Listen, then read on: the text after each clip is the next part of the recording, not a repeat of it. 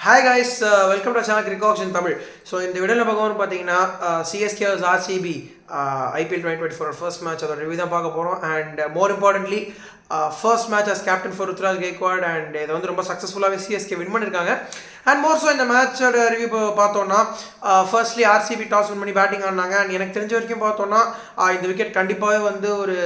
நல்ல batting wicket ஒரு பார்ட்டா விக்கெட்டா இருந்தது அப்படின்னு சொல்லலாம் நல்லா பேட்டுக்கு வர மாதிரி ஸோ இனிஷியல் ஒரு பிச் ரிப்போர்ட்டே பார்த்தீங்கன்னா ஒரு ஹை ஸ்கோரிங் என்கவுண்டர் இருக்கும் அப்படின்ற மாதிரி தான் சொல்லியிருந்தாங்க ஸோ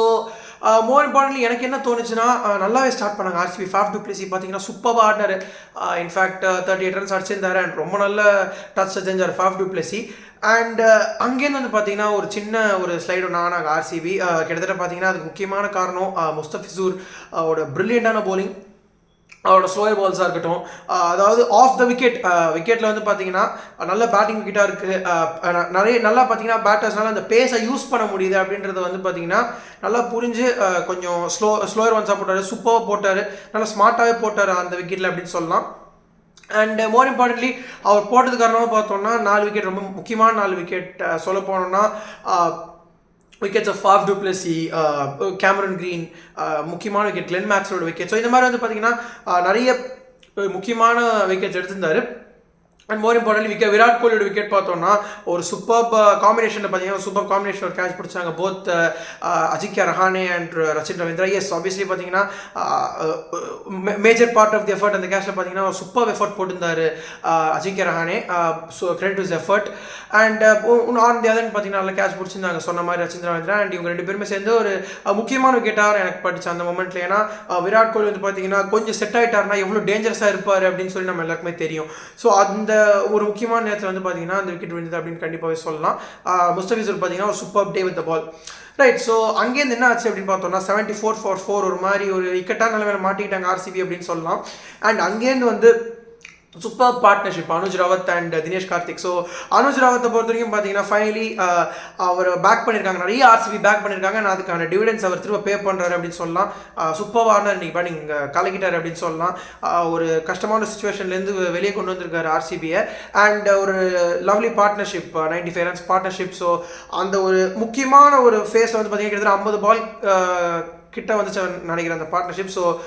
அந்த ஒரு இடத்துல பார்த்தோம்னா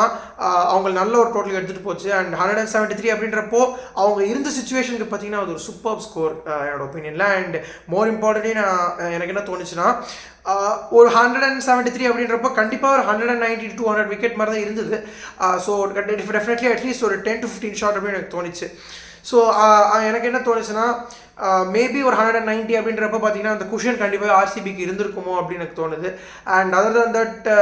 190 அப்படின்றப்ப பார்த்தீங்கன்னா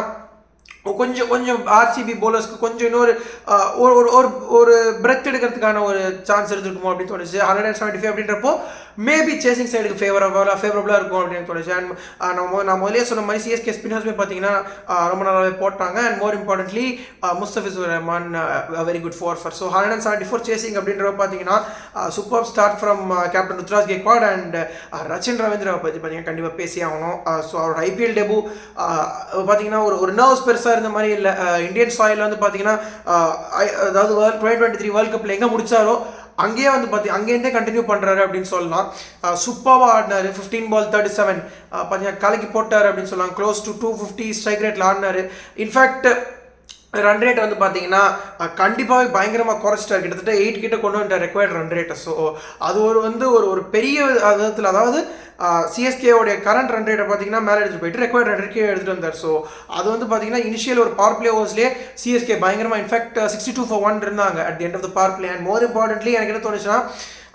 அங்கேயே வந்து பார்த்தீங்கன்னா ஒரு பாதி கேம் முடிஞ்சு அப்படின்ற மாதிரி எனக்கு ஒரு தாட் இருந்தது அண்ட் ஆர்சிபியை பொறுத்த வரைக்கும் எஸ் ஒரு மினி கம்பேக்ஸ் கொடுத்தாங்க